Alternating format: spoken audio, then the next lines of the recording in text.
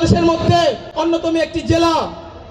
নারায়ণগঞ্জের VAT tax করের টাকা দিয়ে বাংলাদেশের অনেক কিছু চলে, কিন্তু আমরা যখন দেখব নারায়ণগঞ্জের অবস্থা কি, আমরা দেখব নারায়ণগঞ্জের এতটুকু একটা শহরে এখানে যানজট নিরসন করা সম্ভব হয় না। এখানে একটুখানি বৃষ্টি পড়লে পানি দিয়ে তলিয়ে যায়, সমুদ্র সৈকত হয়ে যায়।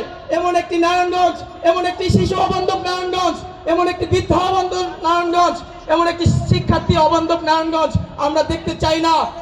এই নারায়ণগঞ্জে যখন একজন মানুষ অসুস্থ হয় তাকে ইমার্জেন্সি ঢাকা নিয়ে যেতে হয়, এবং ঢাকা নিয়ে যাওয়ার পথে অসংখ্য মানুষ তারা চিকিৎসার অভাবে মারা যায়। তার একটি অন্যতম উদাহরণ আমাদের বর্তমান সভাপতি ফারমানিক মুনা, যিনি এই গণ অভ্যুত্থানের অন্যতম একজন নেতৃত্ব ছিল, যার নামে এই অভ্যুত্থানে মামলা হয়েছে।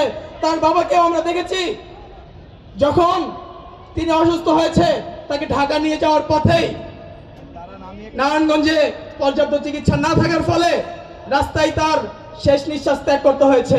এমন একটি অমানবিক নারায়ণগঞ্জ আমরা দেখতে চাই না।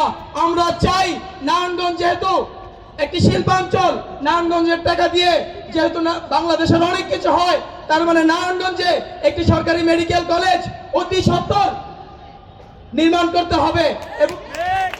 এবং যেই স্বৈরাচারের যেই মোড়ল ছিল নারায়ণগঞ্জে, যে লাঠিয়াল বাহিনীর মুখ ছিল শামীম ওসমান, সেই শামীম ওসমান দীর্ঘদিন যাবৎ যেই কথা বলে এসেছে, মানুষকে ধোঁকা দিয়ে এসেছে, সে নারায়ণগঞ্জে একটি মেডিকেল কলেজ এনে ফেলেছে।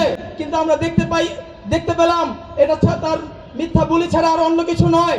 আমরা ছাত্র ফেডারেশন থেকে প্রতিজ্ঞা করতে চাই, আমরা নারায়ণগঞ্জের সমস্ত ছাত্রদেরকে নিয়ে, নারায়ণগঞ্জের তরুণদেরকে নিয়ে, নারায়ণগঞ্জের আপামর মানুষকে সাথে নিয়ে আমরা নারায়ণগঞ্জে মেডিকেল কলেজ কিভাবে স্থাপন করতে হয় সেটার জন্য আমাদের সর্বশক্তি দিয়ে আমরা লড়াই করে যাব, এবং আমাদের এই লড়াইয়ে আপনারা সবাই আমাদের সাথে যুক্ত থাকবেন সেই আশা ব্যক্ত করে আমি আমার বক্তব্য এখানেই সমাপ্ত করছি। ধন্যবাদ সবাইকে।